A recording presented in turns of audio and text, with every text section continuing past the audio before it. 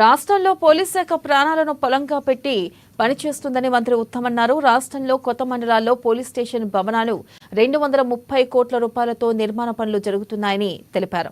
ఇక జిల్లాలో అదనంగా కొత్త భవనాలు కావాలంటే సీఎంతో మాట్లాడి నిధులు మంజూరు చేస్తానన్నారు.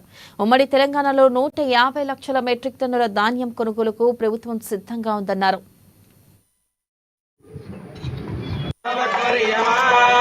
కొన్ని విషయాలు మీ ద్వారా నేను రైతులందరికీ మనవి చేస్తున్నాను. తెలంగాణ చరిత్రలో గాని, ఉమ్మడి ఆంధ్రప్రదేశ్ లో తెలంగాణ ఉన్న 10 జిల్లాల్లో గాని ఇంత భారీ స్థాయిలో ధాన్యం పంట ఎప్పుడు రాలేదు.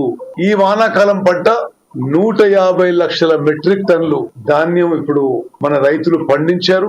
అది సేకరించడానికి చివరి గింజ వరకు రైతులకి మద్దతు ధర వచ్చే విధంగా మా ప్రభుత్వం కృషి చేస్తుంది, ఏర్పాట్లు చేసింది. ఇప్పుడు ధాన్యం సేకరణకి 20,000 కోట్ల రూపాయలు మరి రెడీ పెట్టాం, నిధులు తయారు చేసుకున్నాం. తప్పనిసరిగా ఎక్కడ ఏ రైతు ఇబ్బంది పడకుండా